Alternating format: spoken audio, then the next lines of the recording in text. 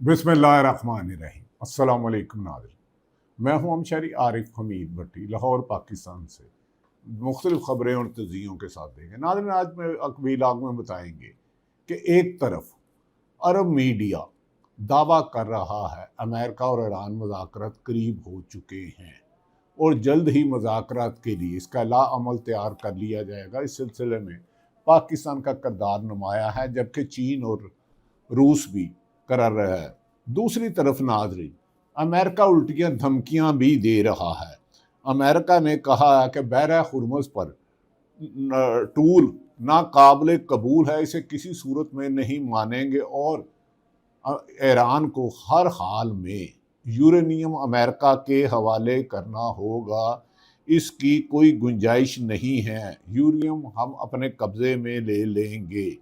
और उन्होंने ये भी दावा किया है कि पिछले कई घंटों में बहरा हुर्मुज़ में ईरान की हदूद में एक जहाज भी नहीं जाने दिया, जबकि इसके बरअक्स ईरान के सदर मसूद ने कहा है कि अमेरिका गलत बयानी कर रहा है, वो हमसे धौंस धांधली के जरिए नहीं कर सकता। ईरान के supreme commander Mujtaba Ayatollah Khamenei ने वाशगाफ लफ्ज़ों में कहा है कि ईरान की हदूद से यूरेनियम 1 इंच भी बाहर नहीं जाने देंगे। उन्होंने कहा है जो ये धमकियां दे रहा है कि ईरान पर दोबारा हमला करेंगे, अमेरिका और इसराइल अपना शौक पूरा कर लें। जैसे 40 दिन जवाब दिया था, उससे ज़्यादा अमेरिकन एयर बेस को निशाना बनाया जाएगा और इसराइल को पहले से ज़्यादा ताकत और शिद्दत से जवाब दिया जाएगा। उन्होंने कहा कि अमेरिका कभी सुपर पावर होता था, अब उसकी ख्वाहिश के मुताबिक ईरान कभी भी अपनी सरजमीन का सौदा नहीं करेगा। ईरान की आवाम ने, ईरान के पासदार ने, इनकलाब ने, ईरान के साइंसदानों ने, ईरान के फ़ौज ने, उनकी नेवी ने लातदाद कुर्बानियाँ इसलिए नहीं दी, हमने हज़ारों शहादतें दी हैं और ईरान अपनी एक एक इंच का यूरेनियम उनके लिए एक मुक़द्दस चीज़ है। जैसे अपनी ज़मीन की हिफाजत करते हैं, वो यूरेनियम की करेगा। ताहम उन्होंने कहा हम एटम बम नहीं बना रहे। अमेरिका के सदर डोनाल्ड ट्रंप अपने बदलते बयानात सिर्फ मज़ाकरात से भागने के लिए और इसराइल को खुश करने के लिए हम पर झूठे इल्ज़ामात लगा रहा है। दूसरी तरफ नाज़रीन, पाकिस्तान तहरीक तहफ़्फ़ुज़ आईन पाकिस्तान, जिसके सरबराह महमूद खां अचकज़ई हैं और सेनेट में अपोजिशन लीडर राजा नासिर अब्बास है, उन्होंने कहा है कि हम इमरान खां की रिहाई और सेहत पर कोई कंप्रोमाइज़ नहीं करेंगे। उन्होंने कहा यह प्रोपोगंडा झूठा किया जा रहा है कि बैकडोर मुफाहमत का अमल हुकूमत या ताकतवर हलकों का तरीके तहफ़्फ़ुज़ आईन पाकिस्तान और PTI के साथ चल रहा है। उन्होंने कहा जैसे जैसे तरीके पाकिस्तान तहरीक इंसाफ PTI जलसे जुलूस की तरफ बढ़ती है और अवामी दबाव हुकूमत पर आने लगता है, तो ये शोशे अपने लगड़ बगड़ चमचे कच्चों के जरिए बैकडोर पर से पर्दा राब्तों की खबरें चला देते हैं। उन्होंने कहा जो वज़ीर आज़म एक सूबे के वज़ीर आला को मुबारक का फ़ोन करे, यानी कि वज़ीर आज़म मोहतरम शहबाज शरीफ साहब ने मोहतरम सेल अफरीदी KPK को फ़ोन किया, तो उन्होंने कहा मेरा कायद, मैं दर्जनों मरतबा अदालत के हुक्म के बावजूद इस्लामाबाद हाई कोर्ट के हुक्म के साथ जेल मैनुअल के मुताबिक अडयाला जेल के बाहर इमरान खां से मुलाकात करने गया। मेरी मुलाकात ना कराई गई, बल्कि पुलिस ने मुझे ज़बरदस्ती रोका, धक्के दिए, इर्द गिर्द कंटेनर और ट्रक लगा के रास्ते बंद कर दिए। उन्होंने कहा जो हुकूमत एक मुलाकात नहीं करा सकती, उसके पास मुज़ाकरात का अख्तियार ही नहीं, वो तो चाबी वाले खिलौने हैं। वो जिन्होंने फार्म 47 बनाया था, चाबी उसके पास है और हम पुरअमन जद्दोजहद जारी रखेंगे। सेल अफरीदी ने इस मौके पर कहा KPK अवाम से दुश्मनी निभाई जा रही है। KPK में गंदम की सप्लाई बंद की जा रही है पंजाब से और वफाक हमारी गैस बंद कर रहा है। इस सिलसिले में तमाम पार्लिमानी पार्टी बशमूल मुस्लिम लीग नून और गवर्नर पीपल्स पार्टी का फैसल करीम कुंडी ने वफाकी हुकूमत और पंजाब हुकूमत के रवैये पर शदीद मजम्मत की। उन्होंने कहा अगर हमें रोका तो हम बिजली और गैस भी बंद कर देंगे। उन्होंने कहा कि सेल मरवत नामी आदमी जो कभी इमरान खां के नाम से जीता था, उसका आईनी अदालत में जाना ये बता देता है कि वो किसी और की कठपुतली है। सेल अफरीदी 10 दफ़ा जाए, सेल अफरीदी को अदालत में देखा जाएगा। आईनी अदालत सिर्फ इसलिए बनाई गई थी कि इमरान खान को जेल में रखा गया। उन्होंने कहा इमरान खान ने, अगर इमरान खान की रुकावट खुद है, इमरान खान को कई मरतबा ऑफ़र की गई कि वो सियासत से किनारा कशी कर ले, बैरून मुल्क चले जाए। यहाँ ज़मान पार्क, बनी गाला और नथिया गली जहाँ चाहे KPK में, जहाँ पाकिस्तान तरीके इंसाफ की हुकूमत है, उन्हें भेजा जा सकता है। गर्ज ये है कि अगले 29 में होने वाले इलेक्शन तक वो गैर सियासी रहेंगे और कोई सियासी एक्टिविटी नहीं करेंगे, और हुकूमत को घर भेजने के लिए इमरान खान को अगर हुकूमत रिहा करती है, अदालतों से इजाज़त लेके देती है, तो कोई तहरीक नहीं चलाएंगे। जिस पर इमरान खान ने, इमलीमा खान ने कहा कि इनकार कर दिया। उन्होंने कहा कि मैंने अपनी हुकूमत की कुर्बानी, जो डोनाल्ड डू के कहने पर, साइफर के कहने पर मेरी हुकूमत हटाई गई, जिसका खुद तस्लीम मौलाना फजलुर रहमान ने इस बात को तस्लीम किया कि साबिक आर्मी चीफ कमर जवेद बाजवा ने और पीपल्स पार्टी नून लीग की क़यादत ने भी इसको तस्लीम किया। शाहिद हकान अब्बासी ने भी तस्लीम किया। ज़ुबैर महमूद जो मुस्लिम लीग नून के तर्जमान थे, जो नवाज शरीफ साहब और मरीम नवाज साहबा के तर्जमान थे, उन्होंने कहा हाँ, मैं नवाज शरीफ की तरफ से कमर जवेद बाजवा के साथ डील कर रहा था, हमें हुकूमत दे, और उसी के तहत अदम एतमाद लाया गया। और अदम एतमाद में मैं कहता रहा हमारे पास अक्सरियत नहीं है, हमें नहीं आना चाहिए, नए इलेक्शन की तरफ जाना चाहिए। लेकिन कुछ हुकूमत के लालची, क्योंकि नून लीग और पीपल्स पार्टी की अक्सरियत के ख़िलाफ़ अरबों रुपए के मनी लॉन्ड्रिंग, करप्शन के मुकदमात थे, ये मुस्लिम लीग नून और पीपल्स पार्टी ने अपनी करप्शन के केसों से बचने के लिए कमर जवेद बाजवा से डील की और हमारी हुकूमत लाई गई। MQM को ज़बरदस्ती हमारे साथ मिलाया गया, बा पार्टी मिलाया गया। उन्होंने कहा कि हम जानते हैं कि इमरान खान के साथ मुआवती अमल को आगे बढ़ाने के शोशे कौन छोड़ रहा है, जिन्हें ये मायूसी है कि पिछली मंगल को सेल अफरीदी बहुत बड़ा काफ़िला लेकर इस्लामाबाद आए और उन्हें 26 नंबर चुंगी पर रोका। तो जिस पर रोक कर उन्हें एक सूबे का वज़ीर आला था, जिसके साथ उसकी पूरी काबीना थी, उसे रोक के आगे और पीछे गाड़ियां खड़ी कर दी और पुलिस वाला उन पर उंगली उठा के कहता था अब आगे नहीं जा सकता। उन्होंने कहा ये कैसे मुमकिन है कि एक सूबा के वज़ीर आला को इस्लामाबाद की सड़कों पर आने जाने की इजाज़त ना हो। सिर्फ अडयाला जेल में बंद इमरान खान से मिलने जा रहा था, हज़ारे यकजहती के लिए जा रहा था, ना कोई टायर जला रहा था, ना पत्थर मार रहा था, ना लाठी चार्ज कर रहा था। उन्होंने कहा हुकूमत भाग गई है। उन्होंने कहा इस बात में कोई हकीकत नहीं है कि इमरान खान से मुफाहमत आगे बढ़ रही है। उन्होंने कहा कि अगर इस बात में हकीकत होती तो ये बात बता दें, अगर इस हुकूमत में इख्तियार था तो पिछले 7 महीने से इमरान खान की बहनों की मुलाकात क्यों नहीं कराने दी गई। बहनों ने उसके बीमारी में उसकी आँख की और उसकी बुशरा बीबी की आँख की बनाई चले गई, तो ज़ाती मालजीन से चेकअप क्यों नहीं कराने दिया गया, जबकि मादी में ये सहूलत ज़ाती मालजीन से चेकअप कराने की आसफ़ अली जरदारी को भी थी, फ़रयाल तालपुर को भी थी, मोहतरम नवाज शरीफ को भी थी और मुस्लिम लीग नून की दीगर क़यादत के पास भी थी।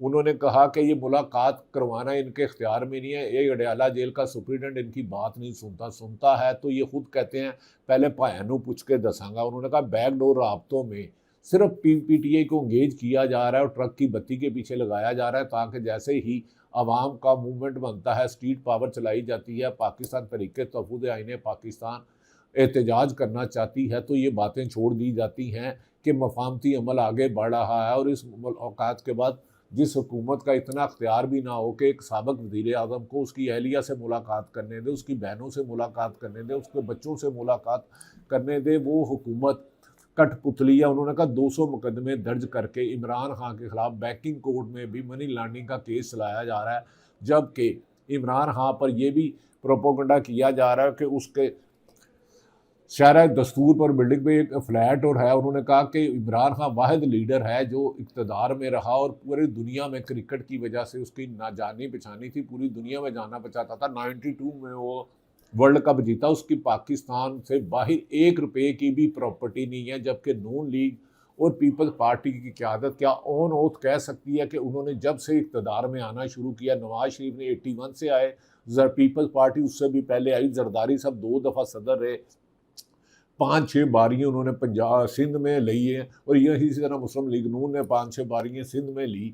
तो क्या इन्होंने अरबों रुपए है। उन्होंने कहा एक तरफ तो मरियम नवाज़ कहती थी लंदन, तो क्या मेरी पाकिस्तान में भी प्रॉपर्टी नहीं है, और इधर अरबों रुपए के उनकी प्रॉपर्टी अचानक कैसे निकल आई। क्या इसका कोई FBR नोटिस लेगी, कोई हुकूमत नोटिस लेगी, क्या नैब नोटिस लेगा, कोई क्या हुकूमत नोटिस लेगी? उन्होंने कहा इन लोगों ने, दोनों पार्टियों ने अपने अरबों खरबों रुपए बचाने के लिए मुल्क के साथ जो धोखा किया है, जो मुल्क के खजानों को लूटा है, उन्होंने कहा IPP के साथ एग्रीमेंट हो या LPG के साथ एग्रीमेंट, दोनों मुस्लिम लीग नून और पीपल्स पार्टी ने किया, अरबों रुपए कमाया, जिसकी वजह से पाकिस्तान में बिजली का यूनिट 70 रुपये से ज़्यादा ऊपर चले गया है और 50 यूनिट इस्तेमाल करने वालों के और 86 यूनिट इस्तेमाल करने वालों के भी 10-10 हज़ार बिल आ रहा है। और इसी तरह LPG के मुआहदे इतने किए गए हैं, अगर मेगावाट बिजली का, अगर किसी ने 100 मेगावाट बनाने का एग्रीमेंट किया है और 10 बनाता है तो उसको 100 के ही पैसे दिए जाएंगे। क्या इस कमीशन माफिया ने, पीपल्स पार्टी और नून लीग ने, माजी में खुद नवाज शरीफ ने कहा था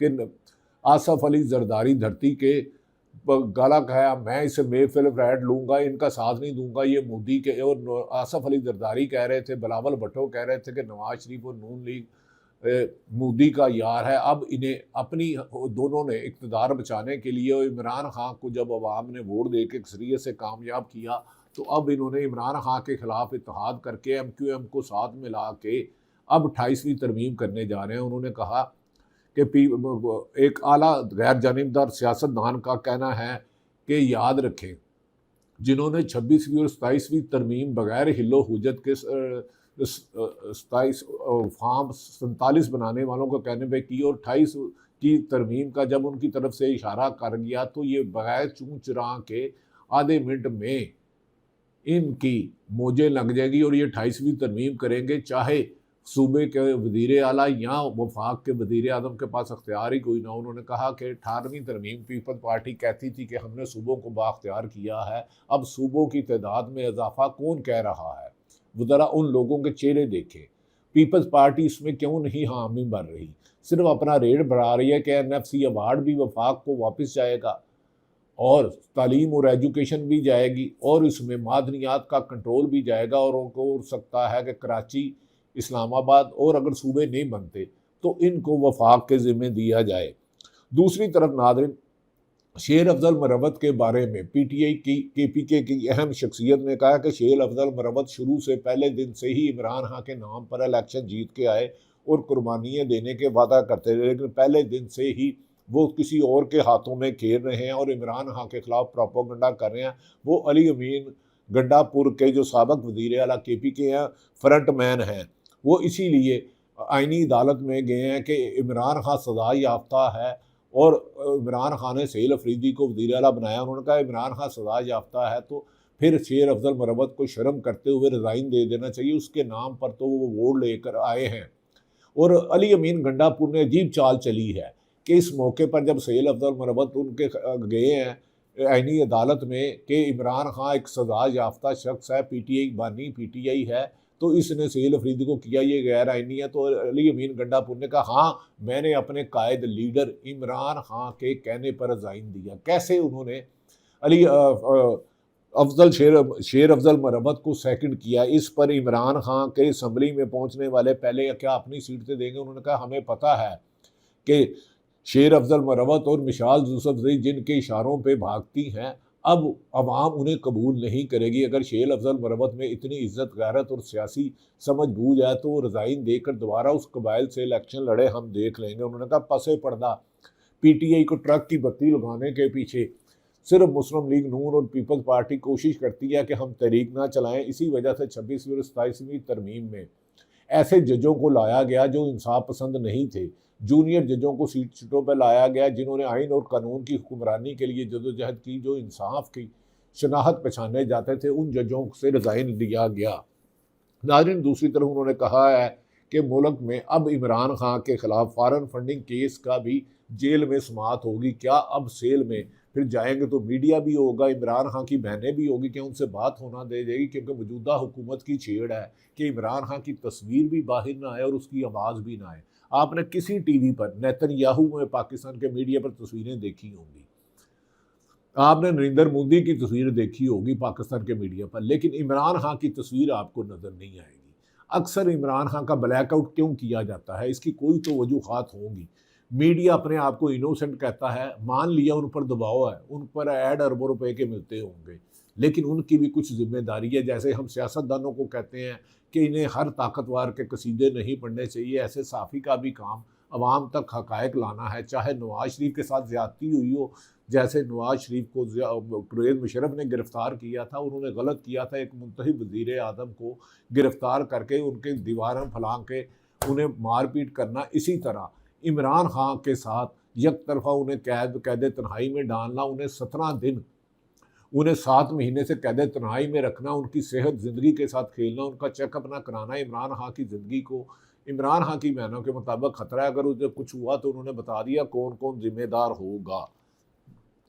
नाज़रीन, दूसरी तरफ ये भी कहा जा रहा है कि पाकिस्तान तहरीक इंसाफ के महमूद खान अचकज़ई और राजा नासिर अब्बास ने पार्लियामानी मीटिंग में कहा है कि अब ईद के बाद वो इमरान खान की रिहाई के लिए फाइनल कॉल देंगे, जिसमें गिलगित बल्तिस्तान, आज़ाद कश्मीर, पंजाब, सिंध, खैबर पख्तूनख्वा और बलूचिस्तान से बैक वक़्त तहरीक चलाई जाएगी। और जानते हैं कि इस सिलसिले में गोली भी मार सकती है हुकूमत, लाठीचार्ज भी करेगी, शेलिंग भी करेगी, गिरफ्तारियाँ भी करेगी, कारोबार तबाह करेगी। पहले भी लाखों लोगों का कारोबार तबाह किया गया, उन पर झूठे मुकदमा दर्ज किए गए। यास्मीन राशिद 74 साला खातून जेल में है, उमर सरफराज चीमा जेल में है, सनम जवेद है, इमरान खान 74 साला जेल में है, कैद तन्हाई में है, उनकी सेहत भी नासाज है और उनकी एहलिया भी नासाज है, उन्हें हस्पताल तक चेकअप नहीं करवाया जा रहा। ये इंसानी हकूक़ की खिलाफ वर्जी है। इंसानी हकूक़ की तमाम तंजीमें दुनिया भर की और कॉमनवेल्थ ने भी पाकिस्तान में इंसानी हकूक़ की दूसरी बात नाज़रीन, पाकिस्तान की अदलिया इंसाफ में सबसे नीचे आ गई है और करप्शन में सबसे ज़्यादा ऊपर चले गया है। जो इंटरनेशनल इंडेक्स जारी किया है कि पाकिस्तान में करप्शन, फराड, जालसाजी सबसे ज़्यादा है। इसी वजह से पाकिस्तान में पिछले 60 सालों में सबसे कम सतह पर इंटरनेशनल इन्वेस्टमेंट हुई है और पाकिस्तान के इन्वेस्टर मुल्क छोड़कर जा रहे हैं। बड़ी बड़ी कंपनियां पाकिस्तान में मुल्क छोड़ कर जा रही हैं, क्योंकि यहाँ ना तो आइन और कानून की हुक्मरानी है, सरकारी मुलाजमीन रिश्वत सरेआम लेते हैं, डेवलपमेंट काम हो, ठेका देना हो, ठेका लेना हो, उसमें अरबों रुपया कमाया जा रहा है। पीपल्स पार्टी और नून लीग की बाज़ क़यादत के इंफॉर्मेशन अहम अदारों ने इकट्ठी किया है कि मिडल ईस्ट, यूरोप, अमेरिका और दूसरे मुल्कों में अरबों रुपये मनी लॉन्ड्रिंग के जरिए भेजे और उन्हें ब्लैक मनी भेजा। इसीलिए वज़ीर दाखिला ने चंद रोज़ कबल पहले कहा था कि 100 आदमियों ने 100 अरब भेजा, जबकि 10,000 अरब डॉलर से ज़्यादा बैरून मुल्क जाके भेजा जा चुका है, जिनके बारे में मनी लॉन्ड्रिंग करने वालों के बारे में तहकीकात की जा रही है। इस सिलसिले में ब्यूरोक्रेसी की बड़ी तादाद और सरकारी अफसरान सियासतदानों से भी ज़्यादा पैर बना चुके हैं। दूसरी तरफ नाज़रीन, मशरिक़ वस्ता में अमेरिका ने दावा किया है कि अफवाज ऑपरेशन के लिए मुकम्मल तैयार है। सेंटकॉम ने कहा है, उन्होंने कहा कि जिस पर ईरान के सदर मसूद ने वाशगाफ लफ्ज़ों में कहा है कि ईरान को ज़बरदस्ती हथियार डालने पर मजबूर करने की ख्वाहिश सिर्फ अमेरिका की है, जो कभी भी पूरी नहीं होगी। अगर अमेरिका ने हमला करने की कोशिश की या जहाँ इसराइल से या अरब ममालिक से, मशरिक़ वस्ता से, तो उसका जवाब ड्रोन हमले और बैलिस्टिक मिसाइल से दिया जाएगा और ईरानी अवाम जज्बा शहादत से है और ये गलती ना करे। दूसरी तरफ नाज़रीन, मशरिक़ वस्ता में अफवाज पर ऑपरेशन मुकम्मल की तैयारी है और पाकिस्तान ने सऊदी अरब और UAE में बरादर इस्लामी मुल्क हैं, दोनों वहाँ पर ड्रोन हमलों की शदीद मज़ामत की है, जिस पर ईरान ने जवाब दिया कि हमने सिर्फ जवाबी कार्रवाई की है। अमेरिका ने बहरा हुर्मुज़ पर टूल नाकाबिल कबूल करार दिया, जबकि ईरान के सदर मुज्तबा खामनई ने कहा है कि ईरान से यूरेनियम ले जाने की अमेरिका की ख्वाहिश दिल में ही रहेगी जब तक ईरान की आखिरी पाकिस्तान में इनकलाब फौज जिंदा है, अवाम जिंदा है, वो उन्हें पूरा नहीं होने देंगी। उन्होंने कहा हम मुज़ाकरत चाहते हैं, बैनुल-अक़वामी क़वानीन के मुताबिक पहले हम पर जो पाबंदियाँ लगाई गई हैं, सैंक्शन लगाई गई हैं, उन्हें स्टेप बाय स्टेप ख़त्म किया जाए। बहरा हुर्मुज़ पर बात की सकती है, यूरेनियम हम दे नहीं सकते। वो जो ईरान का अरबों डॉलर का नुकसान हुआ है उसे अमेरिका और मिडल ईस्ट जिन जिन मुल्कों से ऊपर हमला हुआ वो पूरा करे। नाज़रीन, आखिर में बताता चले, पाकिस्तान का सऊदी और UAE के दौरान सख्त मज़ामत की है और ईरान को ये उनके अब्बास अरग़ची ने कहा है कि ईरान के बारे में झूठे प्रोपेगेंडा करने वाले भूल जाए कि ईरान यूरेनियम भी नहीं देगा और बहरा हुर्मुज़ का कंट्रोल भी नहीं छोड़ेगा। सबसे पहले अमेरिका बहरा हुर्मुज़ की, आबनाए हुर्मुज़ की नाकाबंदी ख़त्म करे। दूसरी तरफ हमारे छोटे भाई आमिर मतीन के भाई जो 92 में प्रोग्राम करते हैं, आतम मतीन गुज़श्ता रोज़ इंतकाल कर गए, अल्लाह ताला उनके दर्जात बंद करे। 30 सालों से मेरी उनके साथ दोस्ती थी। आतम मतीन न्यूज़ से उन्होंने करैक्टर शुरू किया और बड़े बड़े अखबारात में नुमाया किरदार किया। और दूसरी तरफ शहीद अरशद शरीफ के प्रोड्यूसर अदील राजा के बारे में है कि उनकी तबीयत नासाज है। मेरी दुआ कि खुदावंद करीम अदील राजा को सेहत दे, पाकिस्तान के तमाम बीमारों को सेहत दे।